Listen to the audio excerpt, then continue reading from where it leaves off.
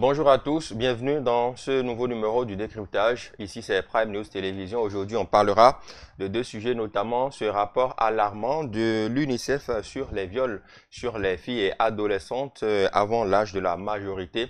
On en parlera et puis le Conseil des ministres au Bénin a décidé de réhabiliter, si vous le voulez, de refaire les travaux de réhabilitation au niveau du stade général Mathieu Kérékou.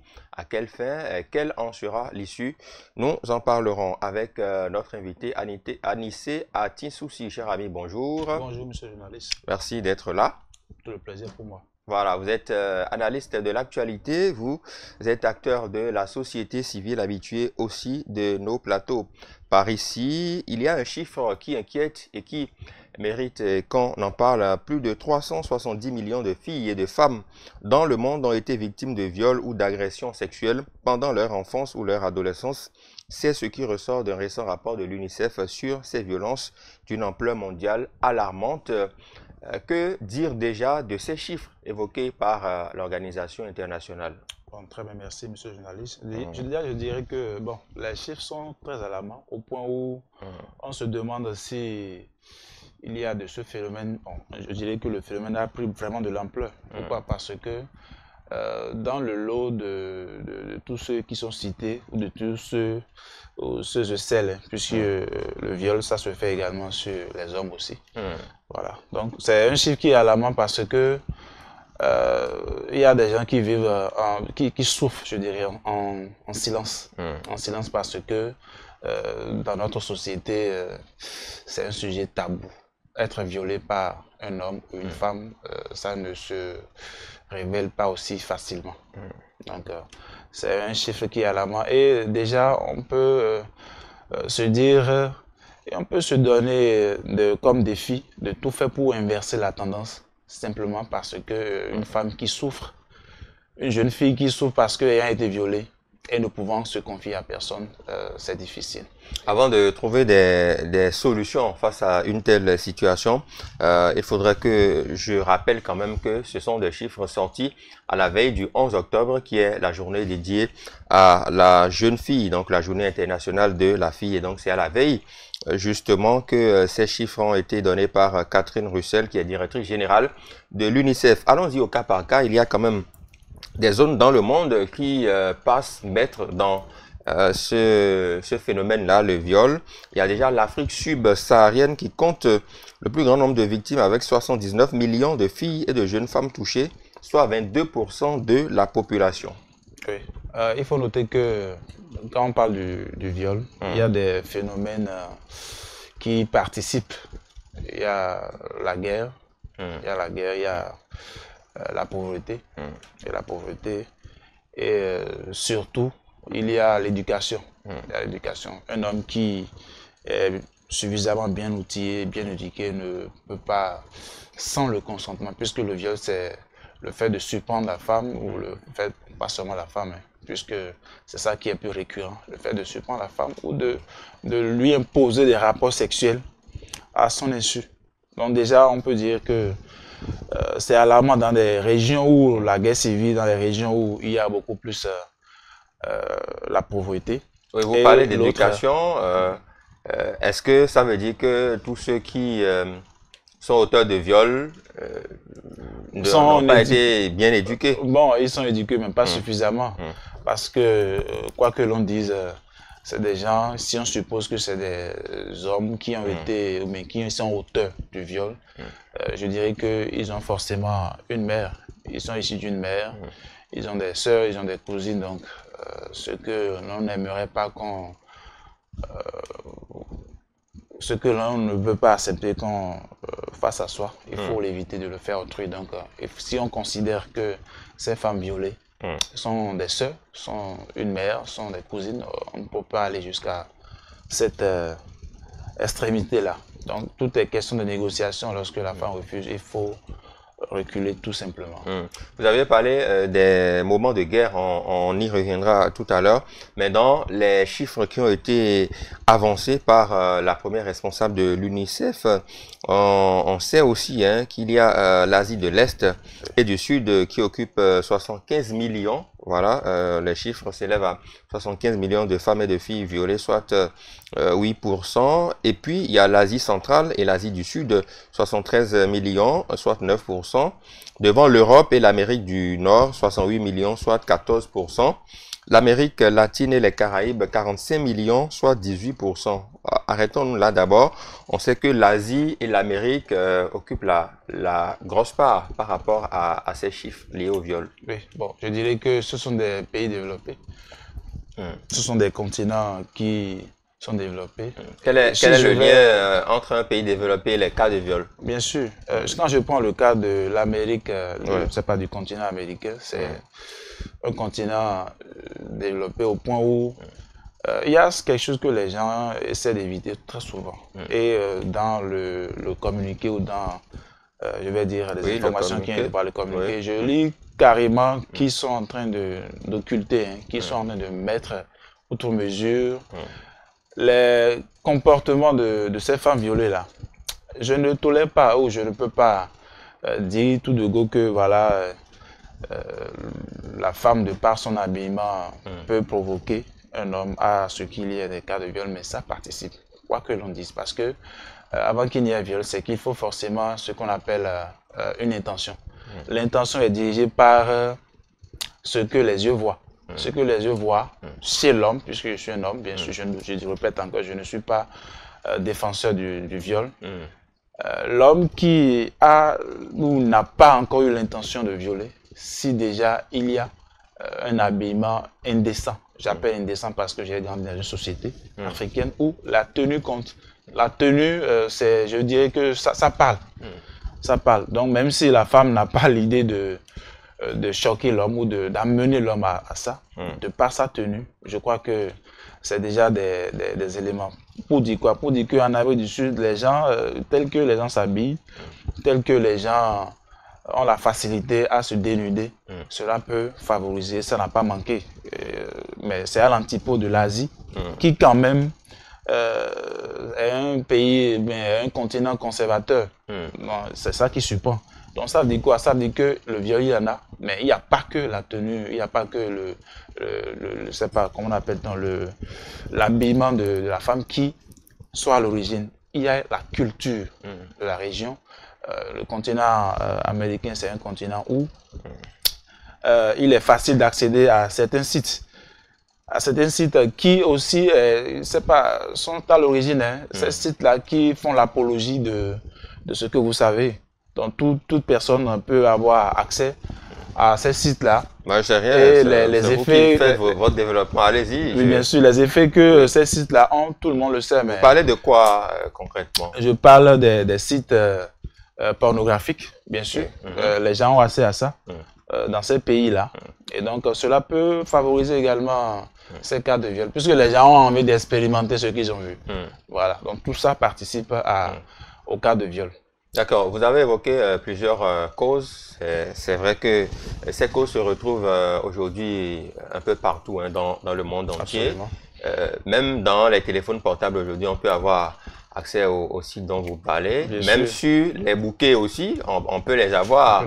Avec différents types d'abonnements, on a accès à ça, même depuis son salon aujourd'hui. Donc, ça n'est plus forcément tabou. Est-ce que quelque part, il n'y a pas une prise de conscience qu'on devrait avoir? Parce que, vous l'avez évoqué, en Asie, par exemple, les gens s'habillent normalement en griffe, encore qu'il y a ce qu'on met dans l'habillement normal. Donc, les gens s'habillent normalement ou décemment, mais cela n'empêche les cas de viol.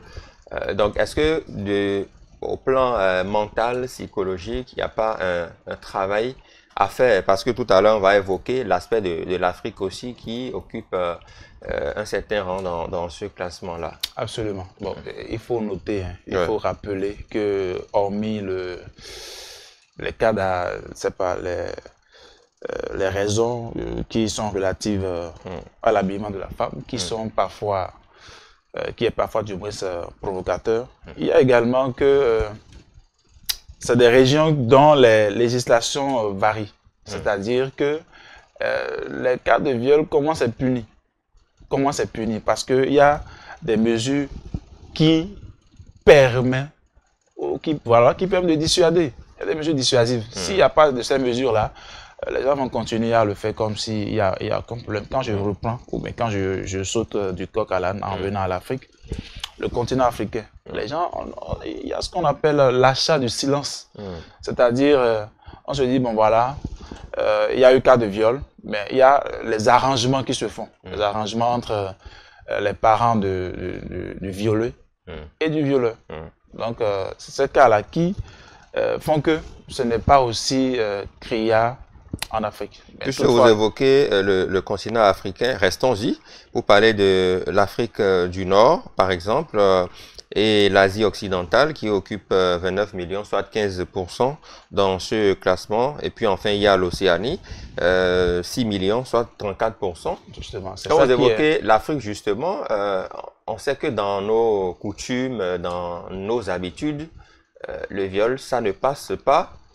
Et souvent, l'autre aspect qui dérange aussi et qui explique des cas de viol non dénoncés, c'est que ça se passe à l'intérieur des familles. Il y a des filles qui sont, il y a même des filles qui sont violées par leur père, par leur oncle, par exemple. Oui. Il y a des anecdotes selon lesquelles on organise des soirées en famille et c'est l'oncle même qui viole sa nièce. Et la nièce, elle a peur de dénoncer son oncle. C'est ça que j'appelle la pesanteur sociale. La famille qui participe à ça. Mais ce qu'on ignore, c'est que ces comportements ont des conséquences. Oui, mais avant même les conséquences, je voudrais que vous vous prononciez sur l'aspect dénonciation. Parce que parfois même, pour les plus courageuses, elles dénoncent, mais elles ne sont pas prises en compte, elles ne sont pas comprises. Oui, bien sûr. La maman se dit, non, mais tu es en train de mentir, c'est ton oncle tel que je connais, qui nous donne de l'argent ici, ne peut pas faire ça. Donc, il y a aussi cette mentalité, cette croyance à l'aveugle là qu'on a, alors que le bourreau est à côté, il n'est même pas loin. En fait. Justement, donc, comme ce que je disais, la pesanteur sociale.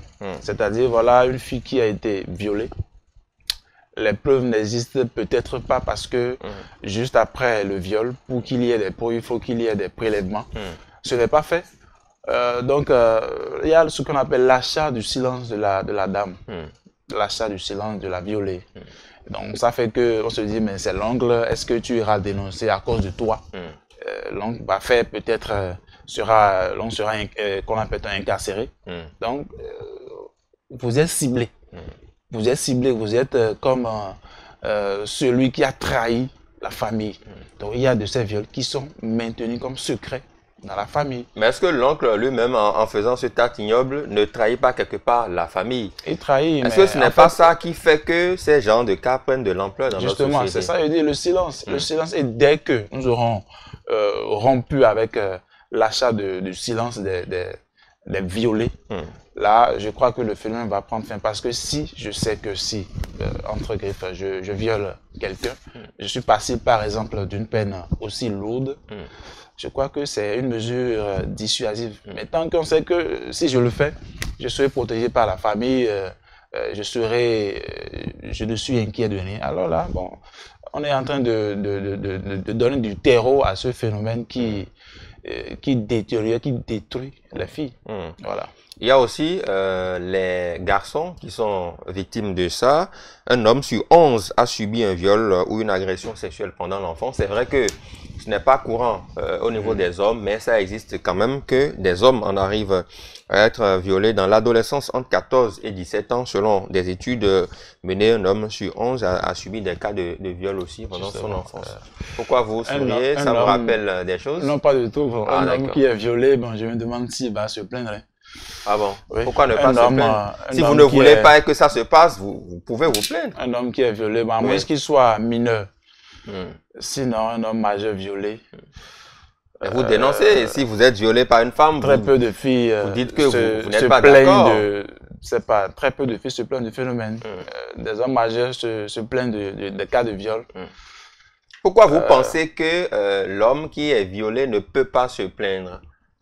Bon, l'homme, pas que je pense, je suis en train de voir de ces cas qui ont lieu. Bon, quels sont les facteurs qui pourraient amener les hommes à ne pas se plaindre quand ils ont été victimes de viol? c'est quand même une violence sur votre personne. Vous ne voulez pas, la femme vous agresse. Donc, un homme violé qui en parle, s'il est majeur, c'est qu'il est en train de révéler au grand jour sa faiblesse. C'est comme s'il n'est pas aussi viril. Mais nul n'est fort éternellement. Justement, un homme qui se fait violer, bon, c'est pas, à moins qu'il ne soit pas majeur, hein, sinon se plaindre de quoi qu'une femme l'a violé.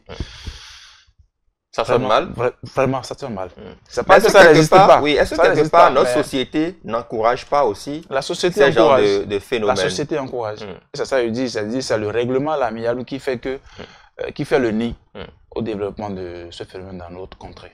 Voilà. Maintenant, si on ramène la chose dans les familles, dans les couples, c'est que ça fait courant. Ça fait courant. Que l'homme trouve, le mari trouve normal que sa femme doit lui être disponible à chaque seconde où il a le besoin. Pourtant, il faut prendre en compte les considérations, il faut prendre en compte le bon vouloir de sa femme. Voilà. L'envie de la femme. Voilà, la femme n'est pas un animal, donc nous sommes dans le règne animal, certes, si nous sommes dans SVT, mais si nous détaillons un peu, c'est que nous sommes dans l'espèce humaine. Il faut le bon vouloir, il faut le désir de la femme aussi, ça compte. Donc tant que la femme ne désire pas, il faut se reculer. C'est ça, il faut se reculer. Cet aspect aussi est à creuser un peu. On sait que dans certaines familles, surtout quand l'homme arrive à faire la dot et à marier la femme, il estime que la femme est sa propriété. Donc, c'est un peu comme une chose où il peut venir, voilà, un objet où il peut faire tout ce qu'il veut. Alors que le consentement est important. Même quand vous êtes marié, il y a le consentement. Sinon, c'est que vous avez violé votre femme et ça ne passe pas aussi. Encore que là aussi, une femme qui se plaint de son mari, il met en danger la famille. Loin de vouloir protéger la chose. Mais je dirais simplement pour que cela ne perdure pas, pour que ce phénomène ne fait pas école dans nos sociétés, dans nos familles respectives. Il faut que les femmes qui sont obligées de viol, ils vont librement se plaindre pour se faire justice. C'est vrai qu'on a l'INF, ici au Bénin, l'Institut national de la femme, qui fait quand même un travail. C'est un dispositif. Il y a encore du boulot aussi. Bien sûr. Bon, l'INF ne peut traiter que des cas qu'on lui présente si les femmes ne prennent pas de décisions fortes pour aller vers l'INF pour se plaindre. Alors, l'INF a bien voulu, ou bien voudrait bien trancher de ses affaires, mais il n'aura pas de la matière. Il y a aussi ces cas-là où c'est un sujet assez vaste, hein, bien sûr. Un sujet assez vaste. Il y a ces cas où des femmes, justement, sont victimes de violences, non seulement sexuelles. Vous savez que les violences et les agressions, il y en a de plusieurs sortes.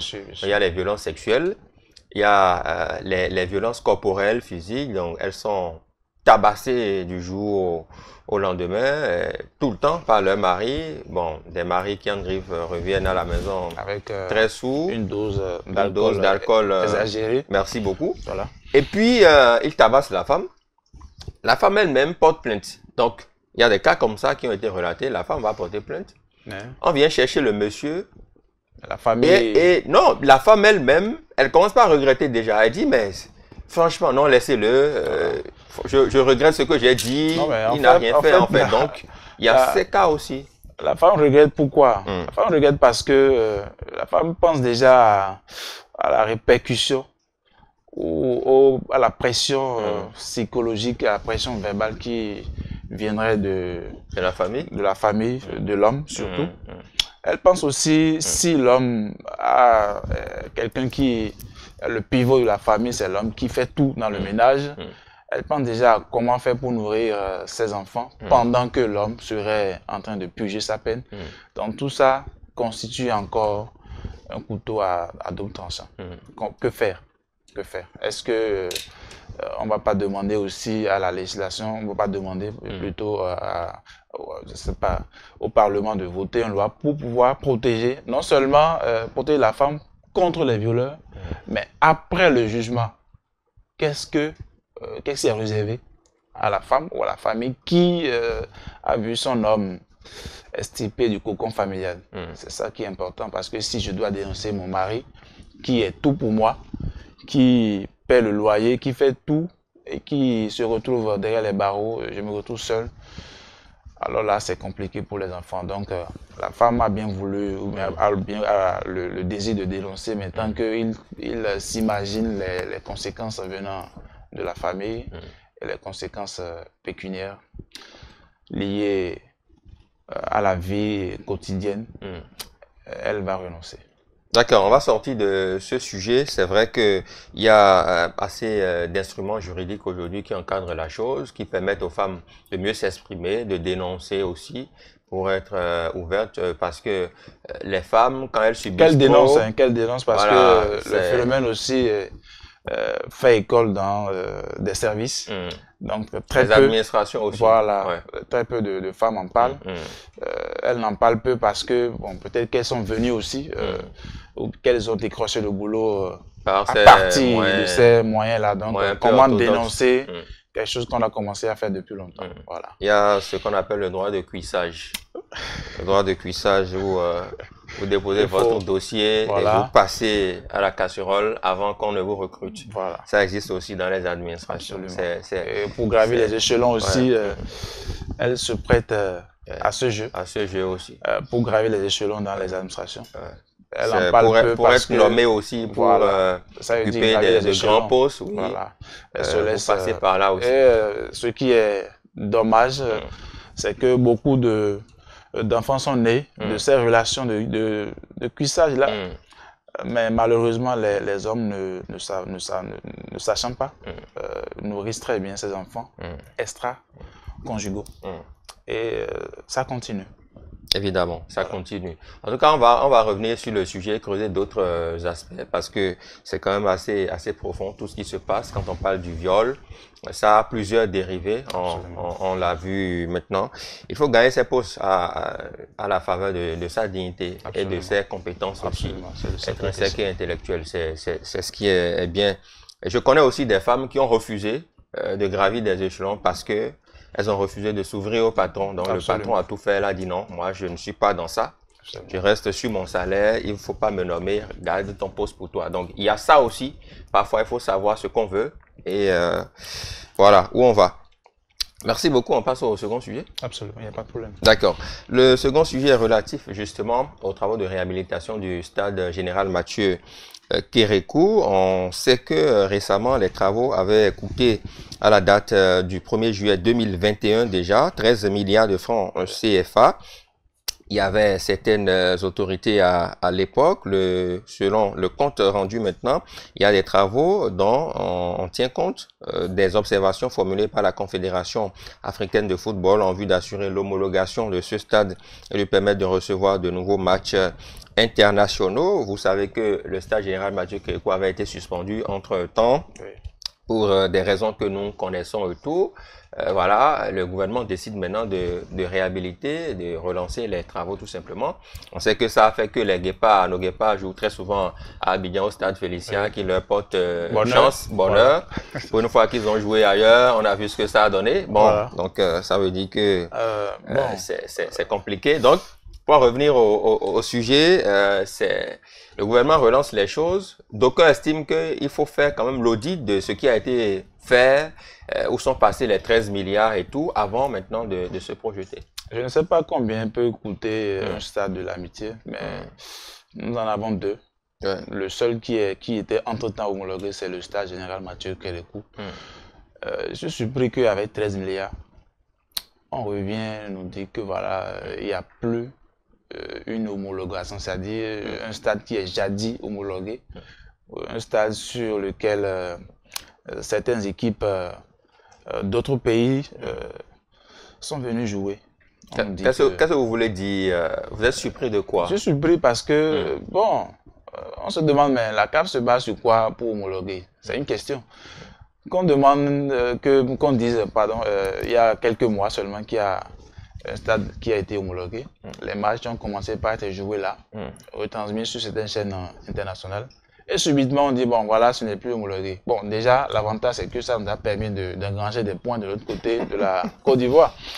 Mais en même temps, il est à remarquer que c'est un stade, bon, quand je compare ce stade à certains stades de la sous-région, il faut remarquer que c'est le côté officiel, c'est-à-dire le côté des officiels seulement qui protège les spectateurs. Mais c'est comme si bon, les autres sont livrés à eux-mêmes. Dans les gradins. Bon, j'ai eu la chance de suivre des matchs là, mais je me suis promis de ne plus aller là-bas parce que je me suis dit, mais s'il faut rester de l'autre côté et être livré aux intempéries, s'il faut aller au stade, un stade digne du nom, hein, le seul qu'on a qui soit homologué, rester au stade pour qu'il n'y ait pas ce qu'on appelle des ralentis. S'il y a un match, c'est que si vous n'avez pas votre attention là, si le but passe, c'est que c'est fini. Alors que sur d'autres stades, il y a ce qu'on appelle je sais pas comment vous appelez ça. Les écrans, retour, voilà. On peut avoir les ralentis. Voilà, mais il y a rien de tout ça, tout ce qu'on a. Mais on n'est pas encore arrivé à ce stade, c'est petitement justement, avec les 13 millions, on devrait pouvoir prévoir tout ça.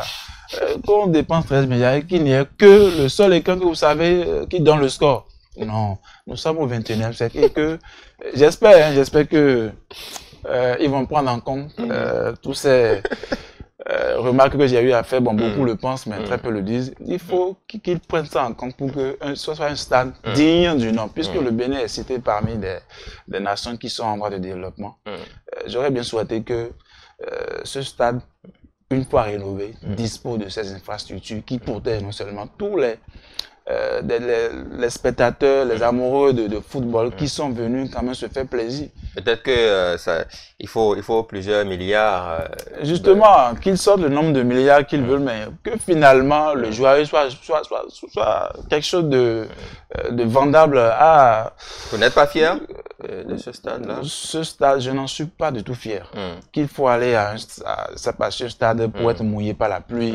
Il y a le soleil, il faut rester sous le soleil. Non, on a dépassé ça. Je crois bien, hein, pour les stades qu'on a eu à visiter, c'est un stade, s'il faut même casser, reconstruire, je crois que ça soit... Mais si on casse, c'est une perte pour le contribuable que vous et moi, nous sommes. Mais bon, si on cassait et qu'on mettait les 13 milliards, c'est que les travaux allaient évoluer mieux que ce qu'on a là. Donc, je crois que pour se hisser au rang des pays respectables, je crois qu'il y a de l'effort à faire comme le gouvernement a su bien le faire à travers les routes qui sont construites dans des coins les plus reculés, dans des zones où on ne s'imaginait jamais traverser dans la journée.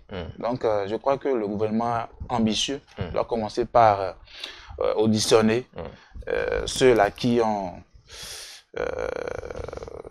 ceux qui ont eu à utiliser de ces sous pour nous sortir. Ceux qui ont eu à gérer? Oui, ceux qui ont eu à gérer, puisque tout ce qu'il y a eu comme rénovation, ce sont les sièges. Hein. Avant, ça s'est sur des escaliers simples, mais cette fois-ci, nous avons juste des sièges. Mais à part ça, s'il y a plu, vous êtes mouillé. S'il y a le soleil, vous êtes mouillé. Si c'est pas si les autres stades, c'est comme ça. Hein. Sinon que sur ce côté, on peut prévoir ça dans ce qui sera décaissé désormais pour valoriser le stade de l'Amitié. D'accord. Quand vous parlez d'audit et autres, vous pensez à qui? Je ne pense à personne. Je ne pense à personne. Vous n'allez pas me faire dire ce que...